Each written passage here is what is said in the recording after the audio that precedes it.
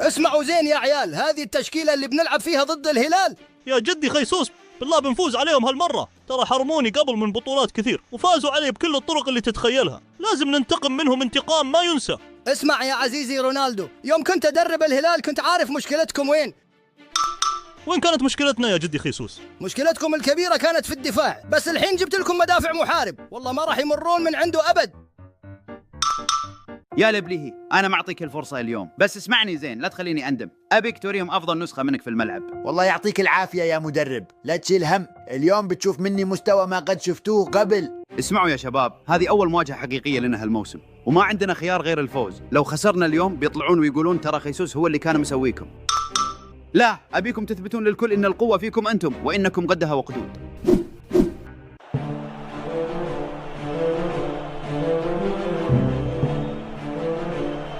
يا هطف، سرقت مني إنجاز كأس العالم للأندية، أنا اللي تعبت وبنيت الفريق، وبالأخير تجي تاخذ المجد والتصفيق قدام الناس. شوف يا العجيز، يوم كنت مع الهلال كان ضعيف مرة، حتى أضعف الفرق كانوا يتجرؤون عليكم، لكن يوم جيت أنا رجعت للهلال شخصيته الحقيقية. الحين بوريك إن الهلال من دوني ولا شيء، وصدقني بنجلدكم جلد ما تنسونه.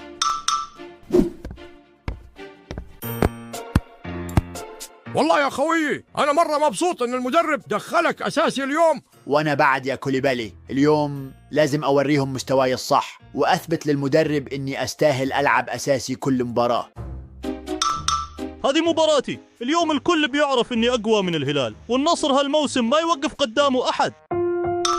والله إني أحب الهلال، بس هذه أول مرة راح أشجع النصر، بس عشان يعرف ذاك الهطف إنزاغي إن فكرة الاستغناء عني كانت غلطة عمره.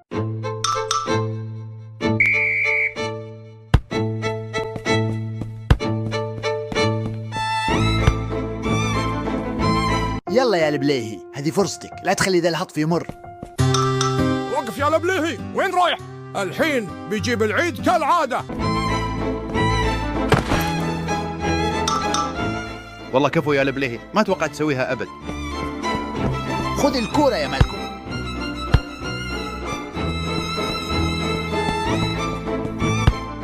الفرصة لي، لازم أجيبها وأوريهم إني المهاجم اللي كانوا يدورونه.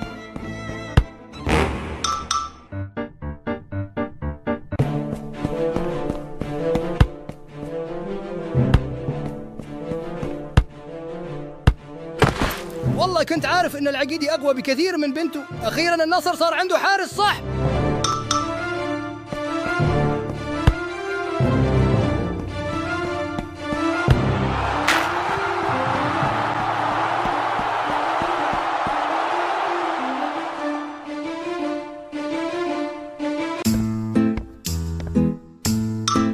لحظة، جاتني فكرة عشان المدرب إنزاغي يثق فيني أكثر. أوف، هدف ما كنت أتوقعه أبد.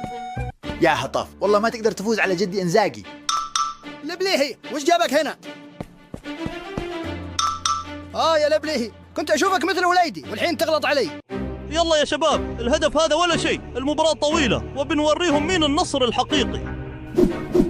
وأنتم يا شباب أبيكم بعد تورونا إنكم متابعين حقيقيين، اضغطوا لايك واشتركوا بالقناة، يلا نوصل هالفيديو ل 1500 لايك.